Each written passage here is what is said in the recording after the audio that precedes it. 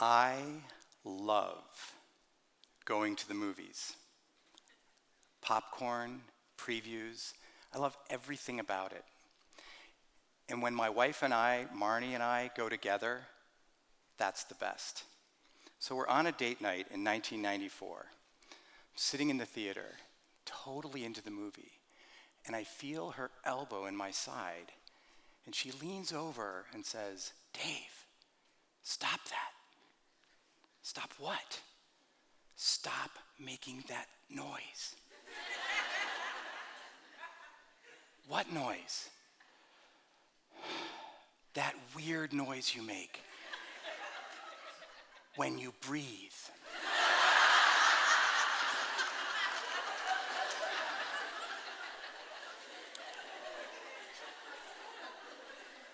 I had no idea what she was talking about at the time, and she was absolutely right.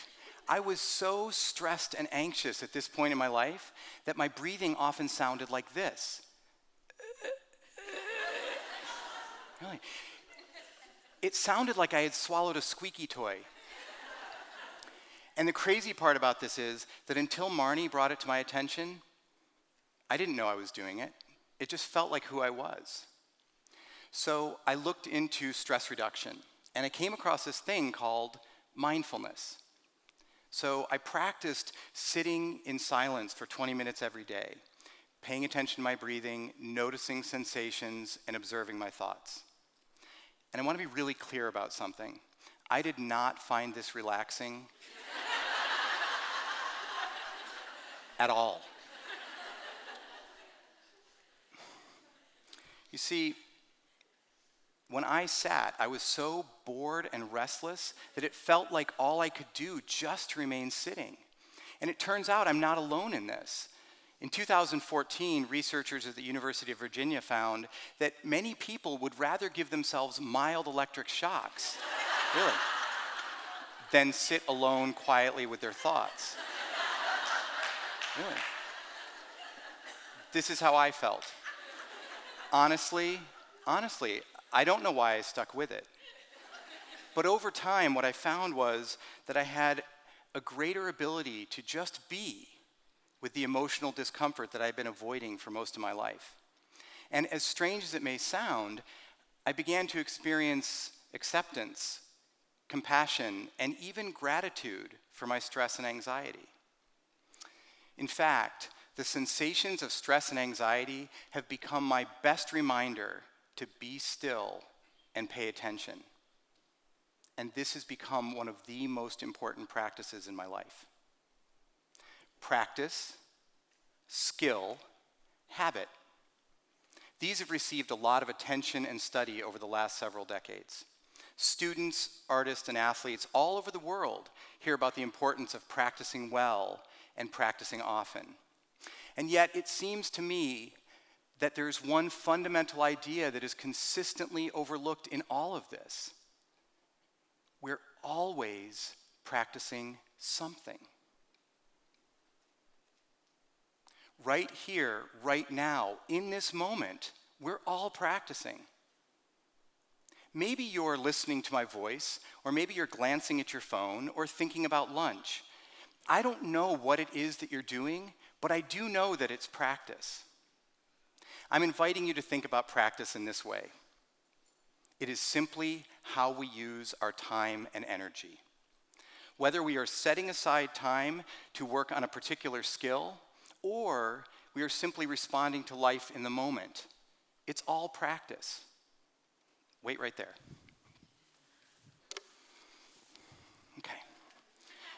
Learning to juggle takes practice. There's tossing, catching, timing. And in this process, that is bound to happen. And when it does, we have choices. I can put my energy into blaming myself.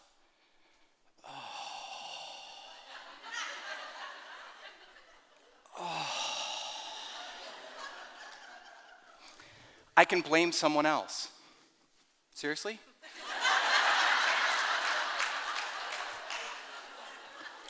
I can give up and walk away. I can pick up and begin again. And each one of these is its own practice. And here's the thing about practice. When we practice something, we get better at it.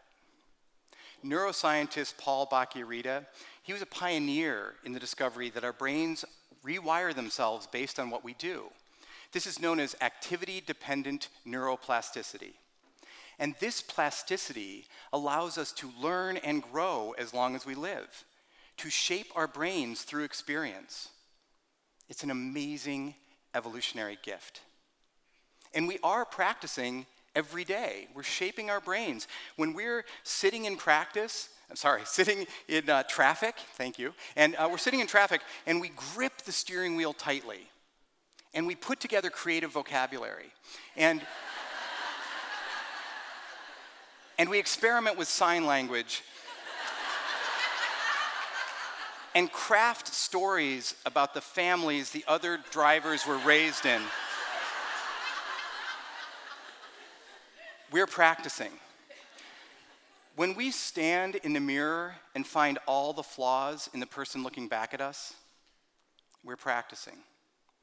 When we start our day with a mental list of fires to be put out and emails to be answered, we're practicing. When we put off important conversations because of discomfort or uncertainty, we're practicing. These things that we do on a regular basis are all forms of practice, and the more that we do them, whether we're aware of it or not, the more talented at them we become.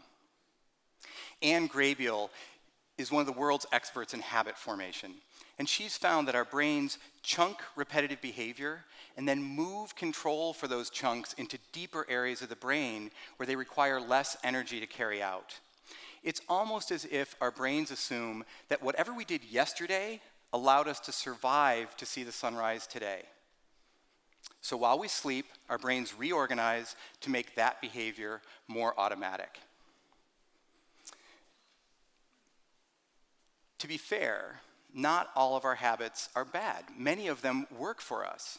It's just that once a habit is formed, it feels comfortable, whether it's useful or not. It kind of feels like who we are. Try this. Go ahead and cross your arms. Great, notice which arm's on top. Now cross them the other way. Right? Right? I love this because some of us are like, whose arms are these? Yeah.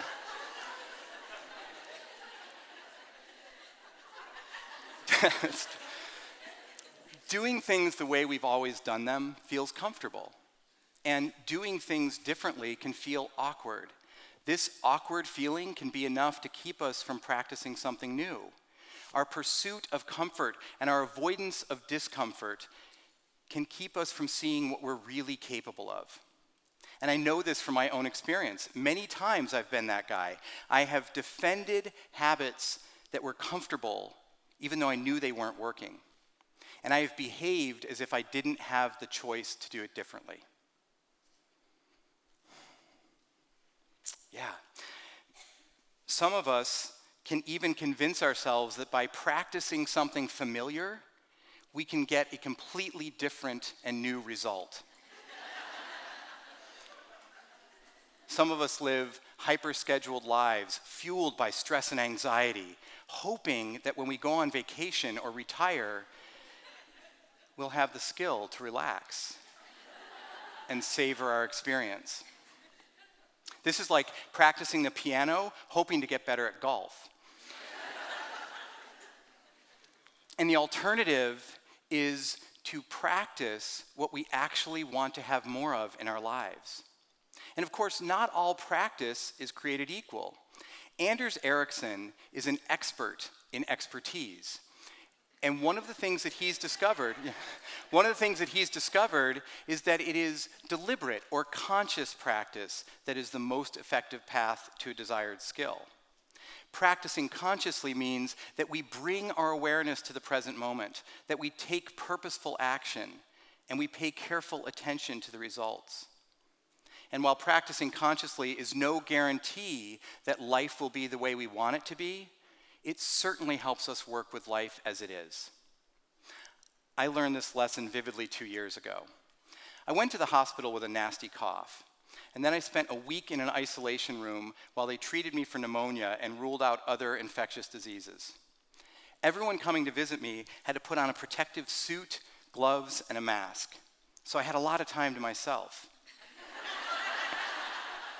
And it turns out, I discovered that I really love competitive tattooing reality shows.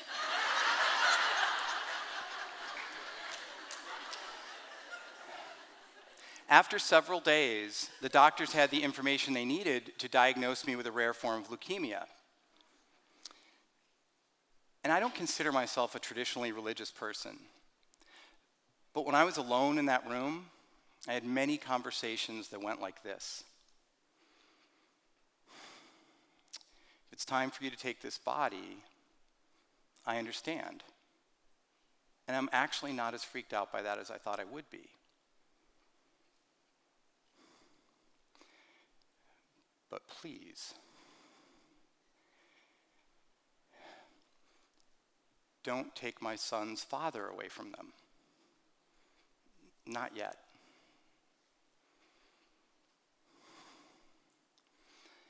I know that this is an impossible paradox, and yet it's exactly how I felt. The whole experience was really uncomfortable. Contemplating death, lots of needles, a spinal tap, chemotherapy. And it was one of the most positive and worthwhile experiences in my life. I didn't want to have cancer, and I felt plenty of fear and anxiety. But I knew from my mindfulness practice that resisting these things would not make them go away. So I did my best to practice acceptance for my circumstances and gratitude for the people in my life. I'm not suggesting this cured me of cancer. I have good doctors and modern medicine to thank for that. But I have no doubt that my practice leading up to that point had a significant effect on how I experienced it. Martial artist Bruce Lee put it this way: under duress, we do not rise to our expectations, we fall to the level of our training. In other words, the two best times to practice consciously are when life is difficult and when it is not.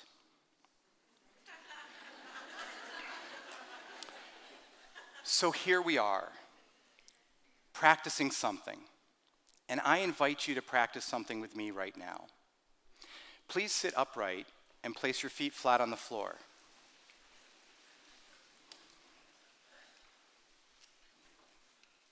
I invite you to find the sensations of breathing in your body and allow your gaze to fall gently forward. Just rest your attention on your breath.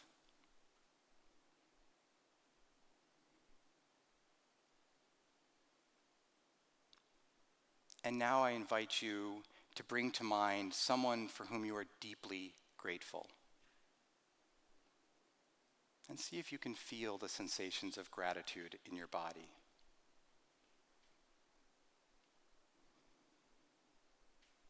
And finally, I'll invite you to experiment with this simple thought. Who you are right here, right now, in this moment, is enough. And you are free to practice whatever is most important to you. Okay. That took less than 2 minutes. We can take 2 minutes to practice this at the start and end of every day. We can take 2 breaths to practice this several times throughout the day. We can take 2 anytime, anywhere. And we can put reminders to practice this in our lives. Don't be proud. Sticky notes are great. Really. And we can use our smartphones and our calendars to remind us to be here now. And this may feel awkward at first. Our attention wanders. We get distracted. We lose sight of what's most important, and we put our energy into what feels most comfortable or urgent. That's not because there's something wrong with us. That's because we're human. And when we notice that this has happened, we can bring our attention back to this moment and begin again. That's why it's called practice. Take 2, use reminders, begin again. We're always practicing something. And when we practice consciously, we can find a little more freedom in life. We can work a little more gracefully with what shows up. We can notice impulses and urges as they arise, and we can choose a response based on what matters most. We can tap into the incredible human capacity to grow, to thrive, and to love in even the most difficult circumstances.